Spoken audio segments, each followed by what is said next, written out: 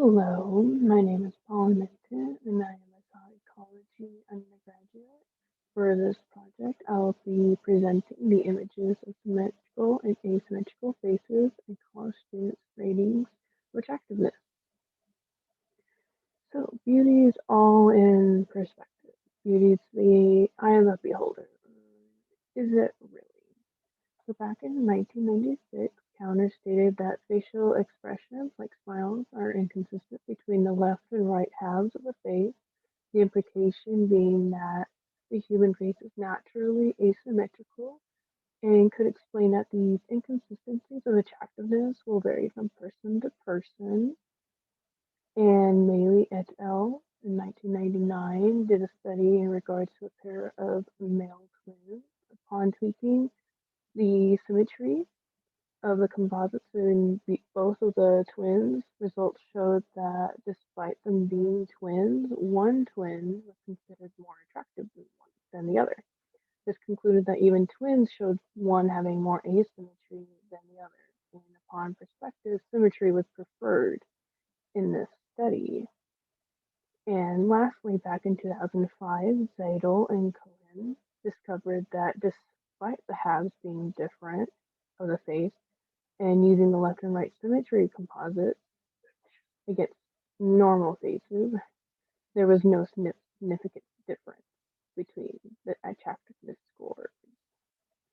So, in all, with this all in mind, uh, is beauty really all in perspective?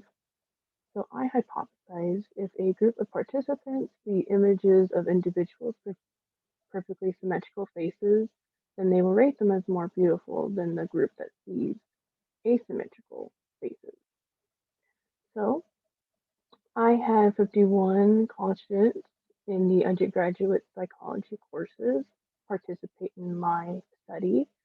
The mean age was 18, the standard deviation was 2.06, and again, 51 participants.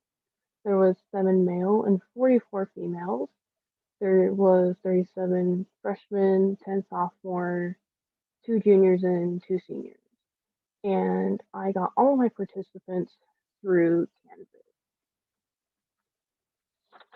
So the demographic survey I created asked all participants their age, gender, class, their ethnicity slash race.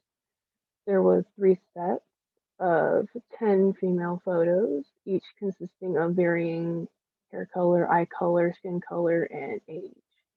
And for each of these 10 photos, they were either manipulated the left symmetry, right symmetry, or left alone, which was normal faces.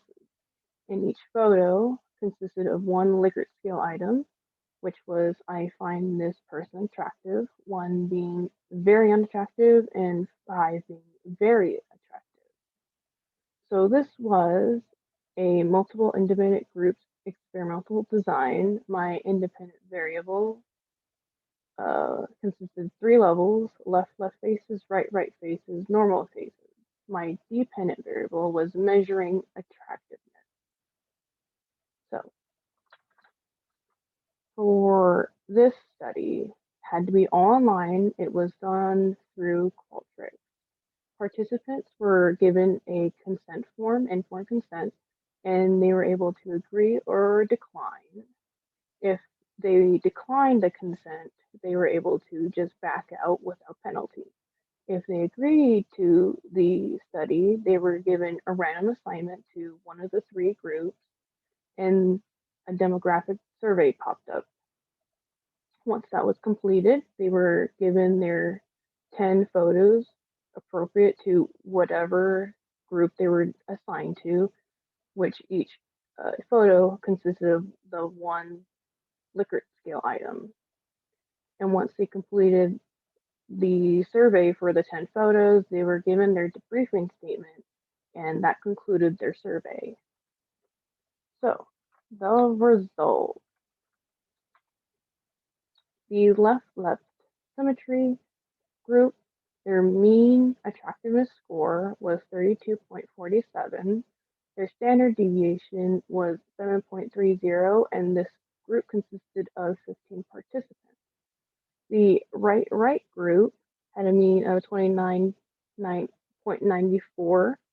The standard deviation was 9.32, and this had 17 participants. And lastly, the normal faces had a median of 32.47, standard deviation of 9.60, and had 19 participants.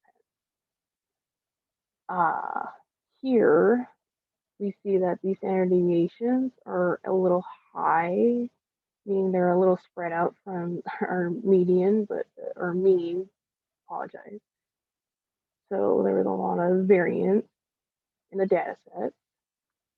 What does this mean? So I performed a one-way ANOVA for independent groups. My F value between 248 had equaled 0.46, and my p-value was 0.65, meaning there was no significant difference between the groups. Unfortunately,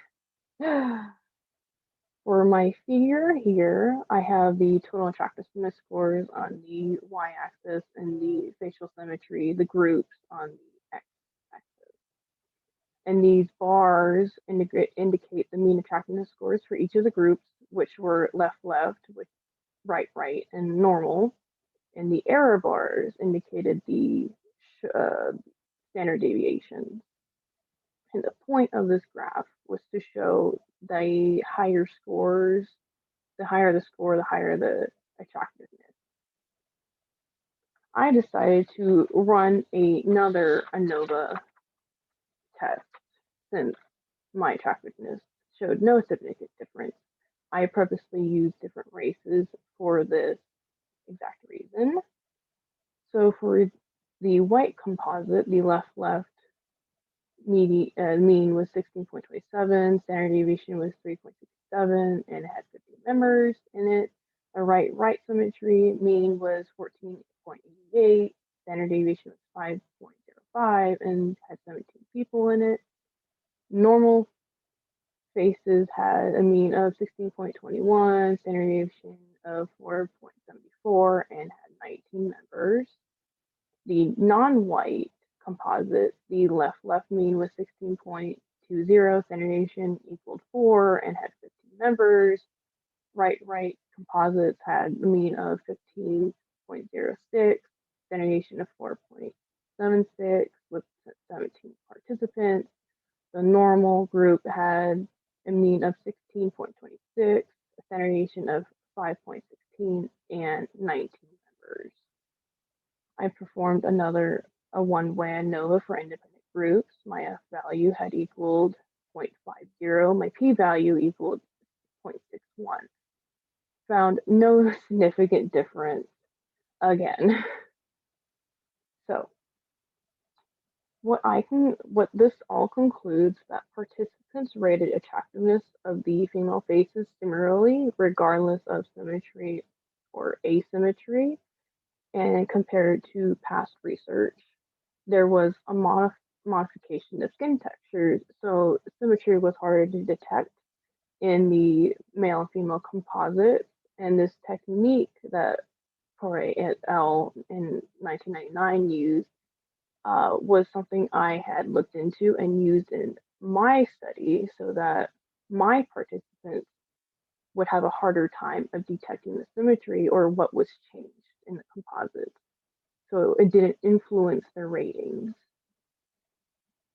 And Noor and Evans in 2003, they did their study of 4 versions of females, which consisted of 16 female composites, the 4 versions of their faces, and of all races and ages, and tested attractiveness between all of them.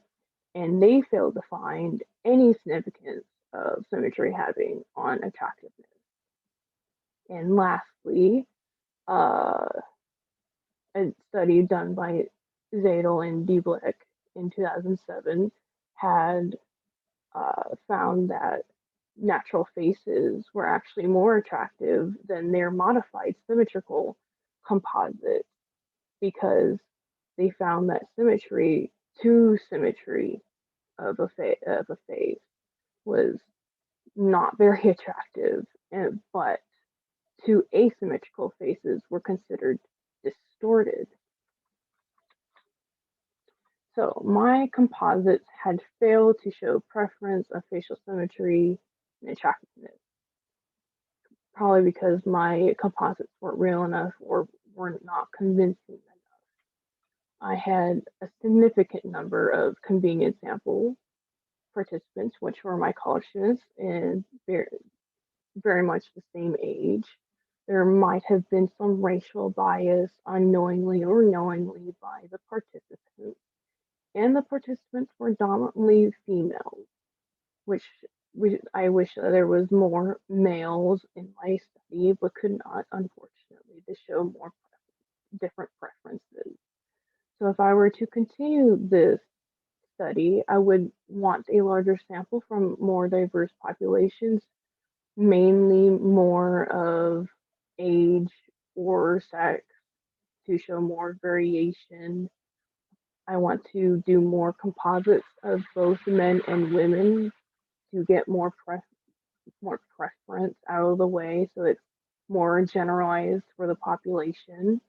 And I want to test symmetry with the accounting with the accountment of attraction and health perceptions, seeing if health has an effect on attraction.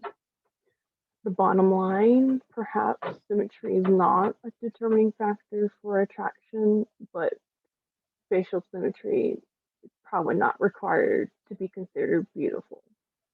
So here are my references.